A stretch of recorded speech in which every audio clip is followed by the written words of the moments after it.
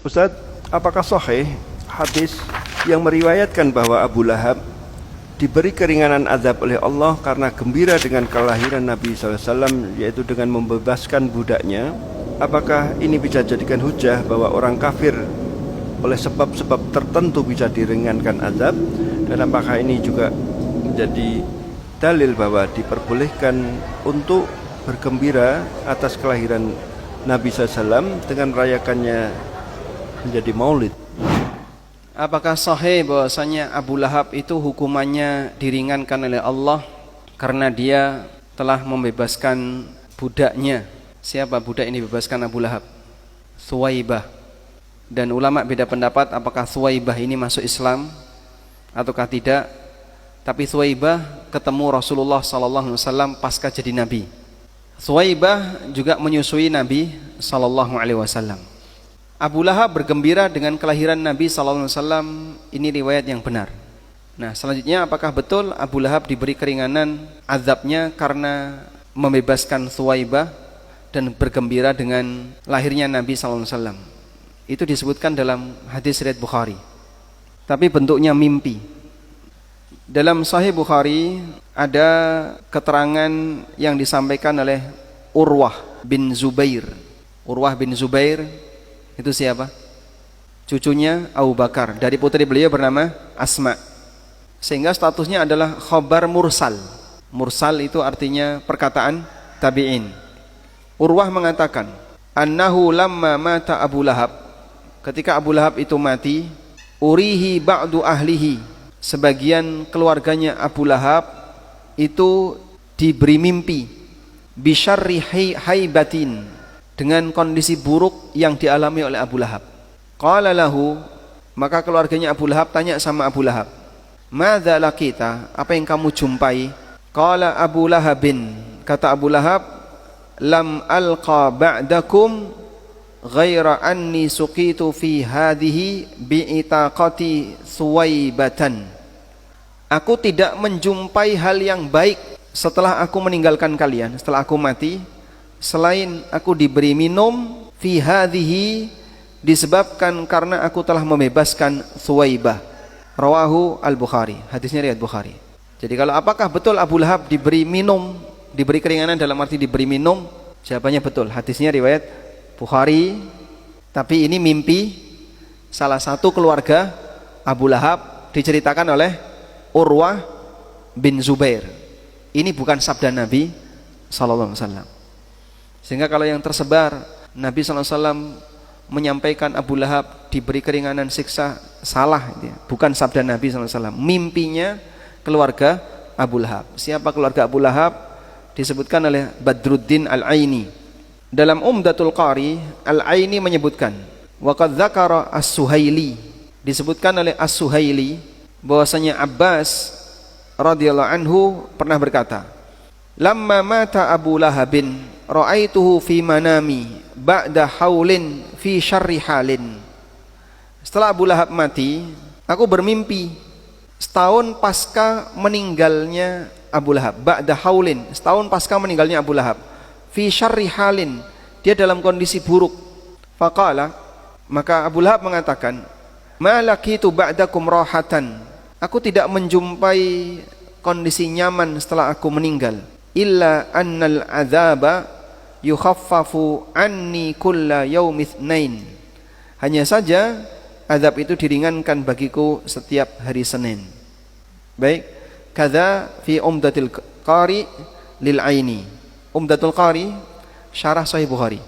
Syarah Sahih Bukhari banyak ya, ada Fathul Bari, salah satunya Umdatul Qari karya Badruddin Al-Aini.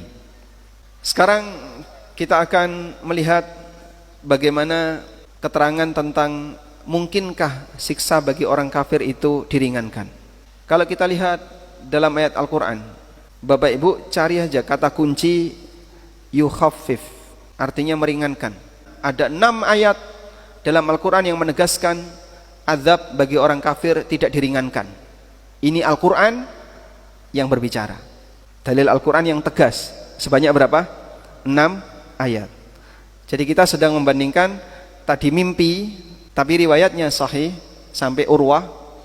Yang ini Al-Quran ada 6 ayat. Allah berfirman di surat Al-Baqarah ayat 86. Ulaika alladzina ishtarawul hayatad dunya bil akhirah. Mereka itulah orang yang membeli kehidupan dunia dibayar pakai akhirat. Fala yukhaffafu anhumul adzab, maka mereka tidak akan diberi keringanan azab. Wala hum yunsarun, dan mereka tidak akan ditolong. Ini ayat yang pertama. Azab orang kafir tidak diringankan oleh Allah. Al-Baqarah ayat 162. Di ayat 161 Allah mengatakan, Innal ladzina kafaru wa matu wa hum kuffar. Sesungguhnya orang kafir yang mati dalam kondisi kafir, ulaika alaihim laknatullahi wal malaikati wan nasi ajma'in. Mereka itulah orang yang mendapatkan laknat Allah, para malaikat dan seluruh umat manusia. Khalidina fiha, mereka kekal di sana. La yukhaffafu anhumul adzab, dan mereka tidak diberi keringanan. Walahum yundorun, dan mereka tidak diberi waktu tunda. Di ayat yang lain Allah Subhanahu wa taala menceritakan, Ali Imran ayat 88, khalidina fiha la yukhaffafu anhumul adzabu walahum yundorun. Mereka kekal di sana dan mereka tidak diberi keringanan. Bahkan di bagian belakang dari Al-Quran, surat Ghafir, Allah menceritakan dialog antara penduduk neraka dengan malaikat penjaga neraka. Wa qala alladzina fin nari li khazanati jahannam. Orang-orang yang berada di neraka mengatakan kepada penjaga jahanam, ud'u rabbakum yukhaffif 'anna yauman minal adzab. Wahai malaikat, mintalah kepada Rabbmu agar dia meringankan untuk kami azab ini walaupun sehari. Mereka mengajukan permintaan tidak menghilangkan azab tapi diringankan walaupun sehari. Apa jawab malaikat? Qalu awalam taku ta'tikum rusulukum bil bayyinat. Bukankah dulu telah datang para rasul dengan membawa bukti-bukti? Qalu bala. Penduduk neraka itu mengatakan, betul. Qalu fad'u, sekarang minta sendiri sama Allah. Mereka enggak berani untuk minta langsung, maka mereka minta lewat siapa? Malaikat penjaga neraka. Ud'u rabbakum, mintalah kepada Rabb kalian, mintalah kepada Allah, yukhaffif 'anna yauman minal adab, untuk meringankan adab bagi kami walaupun hanya sehari. Cuman meringankan sehari, tidak selamanya.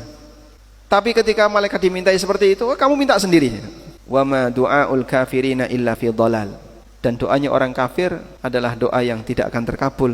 Illa fi dhalal, dalam kesesatan, artinya tidak mungkin terkabul. Nah, semua ayat ini menunjukkan bahasanya azab bagi orang kafir diringankan atau tidak? Tidak. Lalu bagaimana memahami hadis yang tadi disebutkan?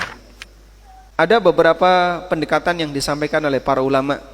Wallahu alam, jika mimpi itu dianggap benar, bisa disandingkan dengan dalil yang lain, maka itu kekhususan bagi Rasulullah SAW dan diberikan kepada paman beliau Abu Thalib dan Abu Lahab.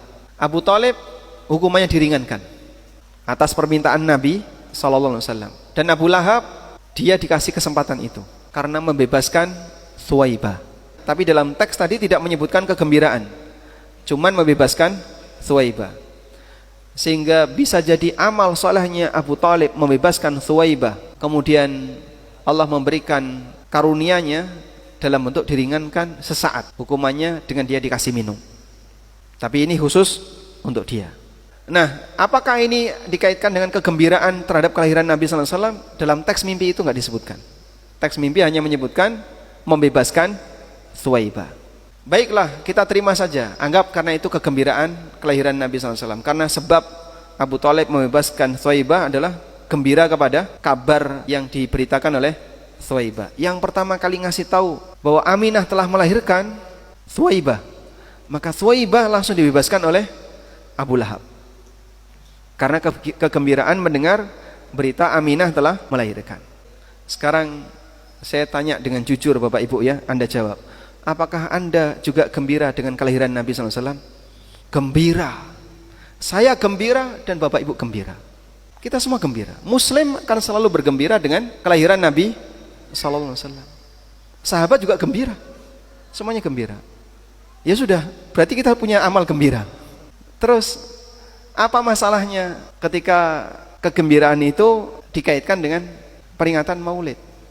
Maka gembira tidak harus diwujudkan dalam bentuk peringatan. Karena kita mengikuti Nabi sallallahu alaihi wasallam dan para sahabat yang mereka gembira dengan kelahiran Nabi sallallahu alaihi wasallam, tapi mereka tidak mengkaitkannya dengan peringatan. Sehingga kita semuanya gembira. Andai ya, mereka punya kesimpulan, orang kafir yang gembira dengan kelahiran Nabi sallallahu alaihi wasallam saja hukumannya diringankan, maka orang mukmin yang gembira dengan kelahiran Nabi sallallahu alaihi wasallam dosanya akan diampuni. Berarti kita juga dapat. Kita semua juga gembira dengan kelahiran Nabi sallallahu alaihi wasallam. Anda gembira enggak? Gembira. Andaikan kaidah itu benar, bahwa hanya semata dengan gembira kelahiran Nabi sallallahu alaihi wasallam dosanya diampuni, maka kita semuanya juga bisa mendapatkan peluang yang sama. Coba yang sedih dengan kelahiran Nabi Muhammad sallallahu alaihi wasallam angkat tangan. Ada? Subhanallah. Justru sebaliknya kita gembira dengan adanya Nabi Muhammad sallallahu alaihi wasallam. Jadi kalau kaidahnya siapa yang gembira dengan kelahiran Nabi sallallahu alaihi wasallam dapat pahala, maka kita juga dapat. Karena Abu Lahab apakah merayakan Maulid? Tidak. Jadinya ada beberapa yang perlu kita luruskan dalam hal ini. Pertama terkait riwayat Bukhari tadi, itu mimpi salah satu keluarganya Abu Lahab. Dan dalam keterangan Badruddin Al-Aini, mimpi itu adalah mimpinya Abbas, dan dohirnya ketika itu Abbas belum masuk Islam.